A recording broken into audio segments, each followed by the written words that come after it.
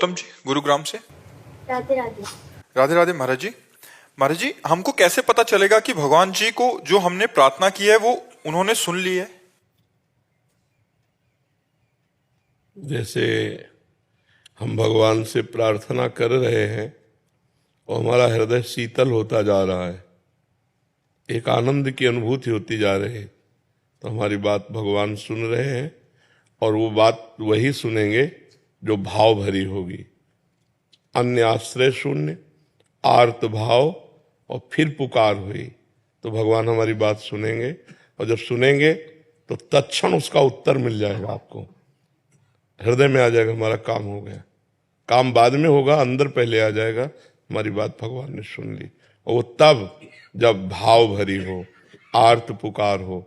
भाव बिन सुनी पुकारे मैं कभी सुनता नहीं, भाव पूरित टेर ही करती मुझे लाचार है। भगवान कहते हैं अगर भाव से रहित पुकार है तो मैं सुनता ही नहीं। और भाव से जब हम पुकार रहे हैं तो हमारे भाव में ही उत्तर आ जाता है कि भगवान ने मेरी बात सुनी। हमने सेकंड में देखा अपनी बात को पूरी होते हुए, सेकंड, अगला सेकंड वो कार्य पूरा, मतलब पर उसके लिए समय होता है, वैसी परिस्थिति होती है कि अब भगवान के सिवा कोई बचा ही नहीं सकता, केवल भगवान। अब वो सीधे भगवान के पास बात जाएगी और बात एकदम से सेकंड में। एक आदमी नशे में आ रहा है, मोटरसाइकिल को खूब रफ्तार में चलाते हुए, और मस्ती से जा रहे हैं दर्शन करने ठाकुर जी के। और वो इतने नशे में कि हमारे दोनों पैरों के बीच में पहिया ऐसे राधा, वो बंद हो गई मोटरसाइकिल, वहीं ठप हो। अगर वो बंद ना होती तो ऊपर चढ़ जाती। तो उनका भैया ये क्या है? तो उसने कहा पहले बताओ बंद कैसे हुई? तो कहा हमने नहीं, हमें कोई इसका ज्ञान थोड़ी कि कैसे बंद हुई, हमने थोड़ी बंद किया है, ये तो आप बताओ बंद कैसे। बोले हमने भी बंद नहीं किया। तो हमें तुरंत उत्तर मिला कि अगर भगवान मेरे रक्षा ना करते तो मोटरसाइकिल ऊपर चढ़ जाती। ऐसे आ रहे हैं गिरिराज जी से परिक्रमा दे करके, सब लोग बैठे हुए हैं कार में, और कार चढ़ जाती डिवाइडर, हाँ उस पे, और ड्राइवर सो गया हमारी कार पे। गाड़ी ऐसे राधे श्याम, ठप, गाड़ी बंद, और आराम से, ना पीछे कोई गाड़ी ना कोई डिस्टर्ब। वो ड्राइवर एकदम उठा और कहा जिंदगी में पहली बार मैं सो गया, मुझे क्षमा करो। नहीं नहीं, आप स्वस्थ होइए और पुनः गाड़ी चलाइए। कभी भी कहीं भी संकट विपत्ति पर जब केवल भगवान का भरोसा और केवल भगवान की पुकार, तो उत्तर क्या, एक सेकंड में उसका परिणाम देखने को मिलता है। भगवान कर तुम अन्यथा कर तुम सर्व समर्थ, तो उनके लिए समय थोड़ी लगता है। पर छल कपट भरी, स्वार्थ भरी पुकार भगवान कि अपने कर्म को भोगो, अवश्य में भोक्तव्यम कृतम कर्म शुभाशुभम। यदि भगवान से आर्त भाव से पुकारा तो गलती आपकी है, फिर भी आपको बचा लेंगे, गलती होने पर भी बचा लेंगे। पर छल कपट नहीं होना चाहिए, उस समय आर्त भाव होना चाहिए, प्रभु हमसे गलती हो गई, अब आप ही बचा सकते हो। तो आप देखोगे कोई न कोई कार्य। हमने तो मतलब कई बार बताया है कि हम ट्रेन में हमको बैठाल दिया, ज्यादा हम पढ़े लिखे नहीं, अंग्रेजी ज्यादा हमें आती नहीं, कक्षा 9 तक पढ़े तो 6 से ABCD शुरू होती थी गाँव में, 6 से ABCD शुरू होती थी। तो अंग्रेजी गांव के स्कूलों में ज्यादा तो हमें, तो उन्होंने कार्ड जैसा दे दिया तो डाल लिया। अब जब बैठे थे उसमें AC था बढ़िया वाला, और था जनरल का, और 3 स्टेशन का टिकट था, उसी ने बताया TT ने। और हम बनारस जा रहे हैं, तो उसने कहा कि टिकट, तो हम दिखा, तो बोले पहली बात तो आप बैठे कहाँ हो? तो हम कहा ट्रेन में। बोले नहीं, ये जो है वो मतलब अलग कोच होता है, उसकी अलग AC कोच। हाँ AC। तो हम कहा हमें पता नहीं, हमको जिसने बैठा दिया तो हम यहाँ बैठ गए। तो टिकट दिखाया तो उनका ये तो 3 स्टेशन की और जनरल की है। वो तो कब स्टेशन निकल गए, तो वो मतलब सभ्यता से बात नहीं कर रहे थे उस समय। हमारी अवस्था हो सकता है कि 23-24 वर्ष की रही हो, तो जवान शरीर ऐसे। तो उन्होंने बड़े कटु वचनों से वो हमारा अपमान करना ही चाहते थे कि इतने में एक आदमी ऊपर से नहीं उतरा, अंग्रेजी से उससे बात की और पैसा दिए और कागज वाली टिकट हमको दी और कहा आप आराम से बैठ। कौन है? देखने को लग रहा है कि आदमी है, लेकिन वो भगवान है। वो उठा और तत्काल मेरे अपमान को रोक करके और उनको अंग्रेजी से बात की, चुप किया, पैसा दिया, काट दिया। वो पल पल में सुनता है, पल पल में देखता है, पल पल में संभालता है, पर उसके सिवा कोई होना नहीं चाहिए, बस ये शर्त है। अगर कोई और भरोसा होता तो फिर वो बात नहीं होती। केवल भगवान भरोसे है। तो हर एक जगह नहीं, हजारों जगह हमने देखा है कि भगवान ने हर व्यवस्था, हर बात संभाली है।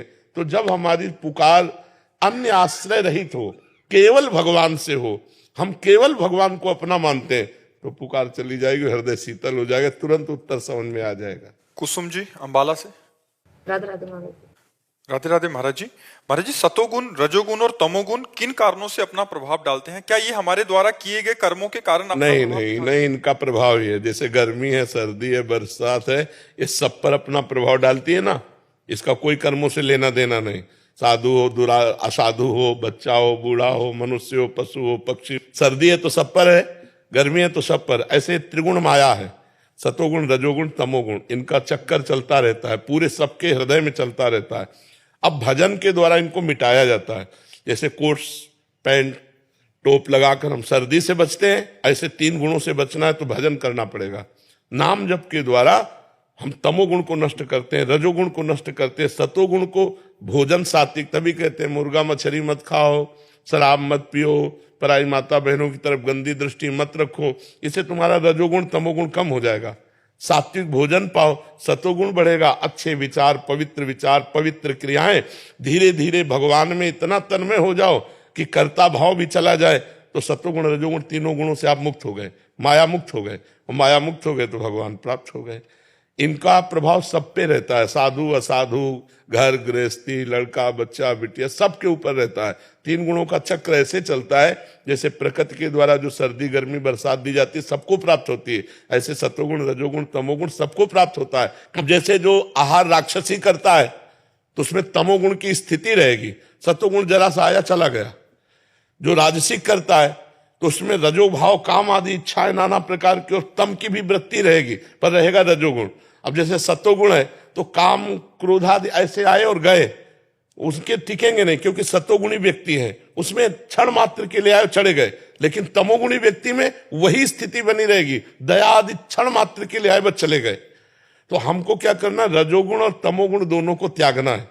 पहले सात्विक भोजन, सात्विक जल, सात्विक वातावरण, सात्विक ग्रंथ, सात्विक दृश्य, सब सतोगुणी हो तो हमारे अंदर सतोगुण बढ़ेगा, रजोगुण तमोगुण को दबा देगा। और फिर जब भजन बनेगा तो गुणातीत हम हो जाएंगे, सतोगुण का भी त्याग कर देंगे, तब माया मुक्त जीव होता है। इसका प्रभाव सब पर पड़ता है। भजन के द्वारा ही से रोका जा सकता है, दूसरा कोई उपाय नहीं। जैसे सर्दी पड़ रही तो हम अच्छे कपड़े पहन लिए, कंबल ओढ़ लिए, अग्नि के पास बैठ गए तो सर्दी से बच गए। ऐसे ही सतोगुण, रजोगुण, तमोगुण, मायाकृत प्रभाव से बचना है तो राम राम, कृष्ण कृष्ण, हरि हरि आपको जपना होगा। नाम जपने से ही आपका ये त्रिगुण आत्मा जो माया का प्रभाव है उससे बचाव हो सकता है, दूसरा कोई नहीं हो सकता। कार्तिक कपूर जी दिल्ली से। श्री हरिवंश महाराज जी। श्री हरिवंश महाराज जी, आपके चरणों में कोटि कोटि प्रणाम। महाराज जी, जैसे एक साधक प्रभु से मिलने के लिए उनके विरह में तड़पता है, मगर बहुत मुश्किल कोई ऐसा होगा, बहुत मुश्किल कोई ऐसा होगा जो भगवान से मिलने के लिए तड़पता हो। ये सब मतलब ऐसा समझो करोड़ों भक्तों में कोई एक होगा। भजन कर लेना, खा पी के सब वो बैलेंस बना के चल, भगवान के लिए तड़पना, मतलब इस बात पर जरा आइए, जैसे भूख से कोई तड़प रहा है, प्यास से कोई तड़प रहा है, ऐसे वो भगवान के लिए तड़प रहा है। ये तो करोड़ों भक्तों में, करोड़ों संसारी पुरुषों में नहीं, करोड़ों भक्तों में कोई एक ऐसा होगा जो तड़प रहा हो हृदय से। थोड़ी देर रो के आंसू दिखा देना वो बात अलग है। मान लो हम रो रहे हैं, चर्चा भगवान की चल रही और चिंतन कोई और चल रहा है, अंदर से चिंतन चल रहा है किसी दुखद घटना का संसारिक, और उसके प्रभाव से हम रो रहे हैं और सामने दिखाई दे रहा है कि कितना बड़ा भगत है, भगवान की चर्चा में रो रहा है। ऐसा नहीं है। भगवान के लिए तड़प करके जो रो रहा है, सतरति सतरति सा लोकांतार्यति, वो स्वयं तर जाता है, स्वयं तर जाता है, लोगों को तार देता है। तो ऐसा भक्त कोई बिरला ही होता है। तो क्या प्रश्न है? महाराज जी कह रहे हैं कि काफी बार महाराज जी आपको देखा कि कोई पद चल रहा है या नाम चल रहा है या श्री जी के विषय में सुनते ही आप श्री के नेत्रों से अश्रु प्रवाह होने लगता है। महाराज जी ये एक प्रेम का कैसा स्वरूप है? खास बात नहीं, आंसू तो बहुते लोग डालते रहते हैं। अब हमारे प्रभु की चर्चा हुई, मेरे प्रभु हैं, उनके लिए तो वो खास बात अंदर की होती है, बाहरी नहीं। खास बात जैसे कोई दिल को मसला करे, शायद इसको ही इश्क कहते हो। इश्क माने प्यार, उर्दू में उसे इश्क कहते हैं, हिंदी में उसे प्रेम कहते हैं। तो शायद जैसे हमारे दिल को कोई मसला करे हर समय, हे प्रभु कब मिलोगे, हा नाथ, क्योंकि अब आपके सिवा कोई है नहीं, पूरा जीवन हो गया आपके लिए, जीवन की शाम होने जा रही, अब भी नहीं मिलोगे, कैसे मिलोगे, कब मिलोगे। अब वो विकल हो गया, अब रोना आ गया, अब अंदर ही अंदर तड़प रहा, गंभीर शांत है, अंदर अंदर तड़प रहा। अब वो जो अंदर कुछ होता है उसे प्रेम कहते हैं। बाहर रोना या हा कृष्ण कह के चिल्ला देना, वो 1 मिनट के लिए हम बनावटी भी कर सकते हैं, लेकिन अंदर बनावटी नहीं होता, अंदर असली बात होती है। तो शायद इसको ही इश्क कहते हो, जैसे कोई दिल को मसला करे। जो मैं ऐसा जानती प्रीति के दुख होए, नगर ढिंडोरा पीटती यदि प्रीति न करियो कोई। मीरा जी कह रहे, अगर मैं ऐसा जानती कि प्रीति करने से ऐसा दुख होता है, मैं पूरे नगर को बोल देती प्रेम मत करना कृष्ण से, क्योंकि वो पीड़ा सहन करना मुश्किल होता है। दरस बिन दुख न लागे नैन, जब से तुम बिछुरे प्यारे कबहु न पायो चैन, दरस बिन दुखन, हा कृष्ण हा पतित पाव। वो अंदर का विषय, बाहर से मौन बैठा है, अंदर से प्रेम का कोई बाहरी लक्षण नहीं है। ये जैसे कंप आ जाना, रो देना, ये तो किसी और कारणों से भी हो सकता है। वो अंदर का विषय, अनुभव स्वरूपम सूक्ष्मतरम प्रतिक्षण वर्धमानम कामना रहितम। जो प्रेम का स्वरूप है, कोई कामना नहीं, सूक्ष्म से सूक्ष्म, केवल अनुभव में आने वाला, और प्रतिक्षण बढ़ता रहता है प्रेम। ये भगवान की कृपा से मिलता है किसी भाग्यवान को। महाराज जी अभी जैसे शरीर की अवस्था 18 वर्ष है, तो माता पिता के आश्रित है, तो इसमें सबका आश्रय छोड़ के प्रभु का आश्रय सिर्फ कैसे? अंदर से माँ में प्रभु, पिता में प्रभु, छोड़ना थोड़ी उसी में और मानना है। मेरे भगवान मेरे माँ है, मेरे पिता है, इनके चरणों के प्रताप से मैं भगवान को देख पा रहा हूँ। मेरी माँ है भगवान, मेरा पिता है भगवान, कहीं भागने की जरूरत थोड़ी। मंदिर में हम काष्ठ मूर्ति या पाषाण मूर्ति या अष्टधातु मूर्ति में भगवान की भावना कर सकते हैं? नहीं। मंदिर काहे का बना होता है? सीमेंट का, पत्थर का नहीं बना होता। तो ये 5 भौतिक मंदिर है, कितना बढ़िया मंदिर है। और इस मंदिर के गर्भगृह में, हृदय में भगवान वास करते, सबके हृदय अछत विकारी।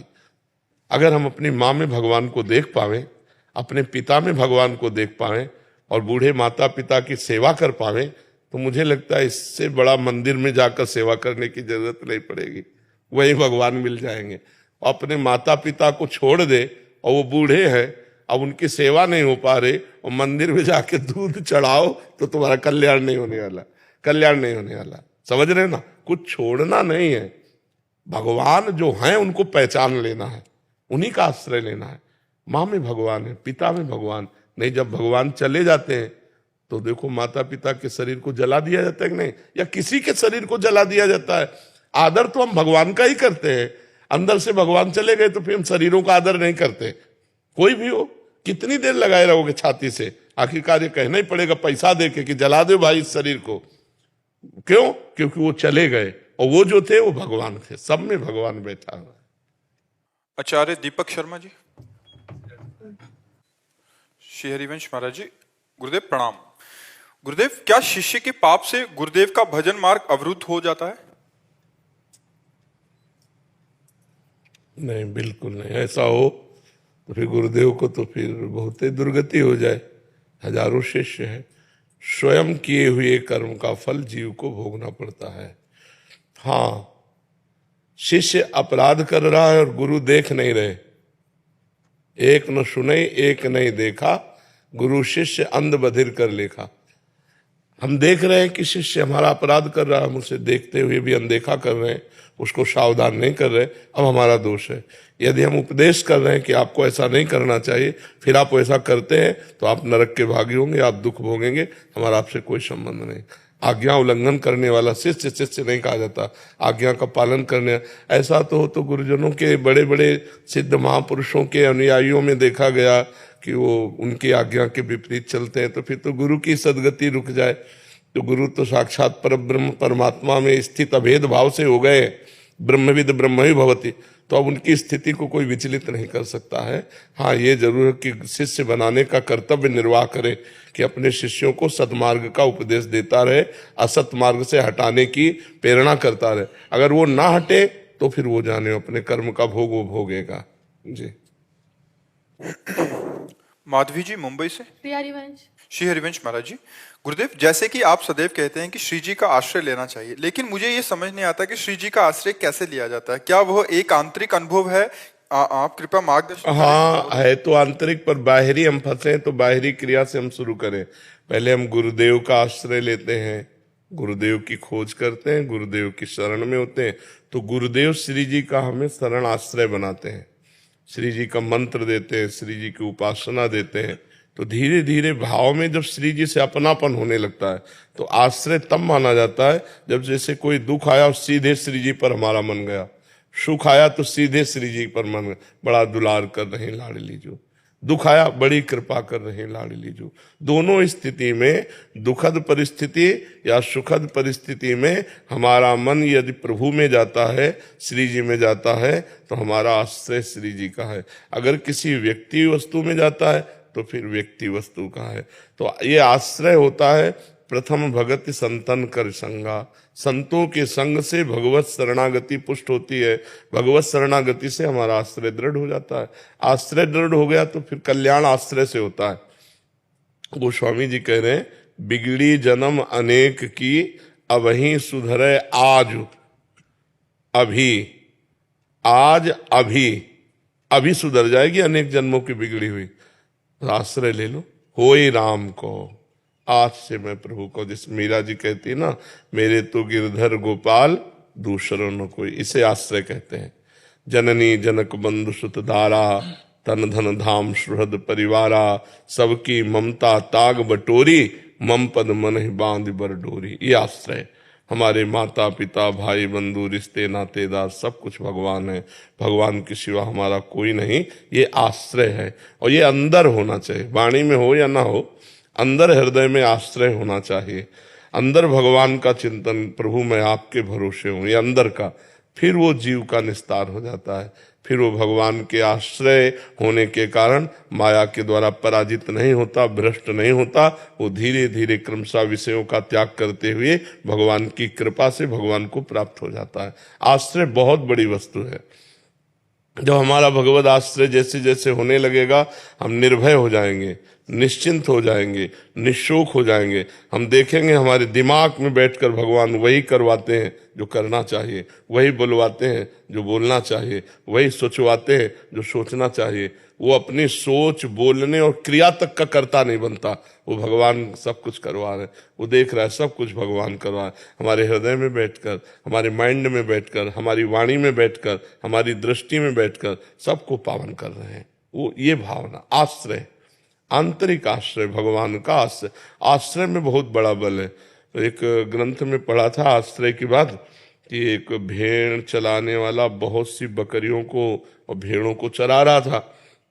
उनमें से एक बकरी शाम के समय था तो झाड़ी चुगने में इतना मस्त हो गई कि सब भेड़ें बकरियां चली गई और वो अकेली रह गई। अब जब उसे सुध आई तो उसने कहा कि ये तो घोर जंगल है और हमारा रक्षक तो चला गया, हमारा समुदाय चला गया, अब तो मुझे कोई भेड़िया या हिंसक जीव खा जाएंगे। तो प्यास लगी थी तो पानी की तरफ बढ़ी तो नदी के किनारे एक पंजा देखा बहुत जोर का। उसने देखा जिसके पंजे में इतनी जान है कि इतना गहरा धसा हुआ, इतना तेजस्वी, तो शायद ये किसी बलवान का पंजा होगा। तो पानी पिया, इतने में भेड़िया आ गया लाल टपकाते हुए बकरी को देखते। बकरी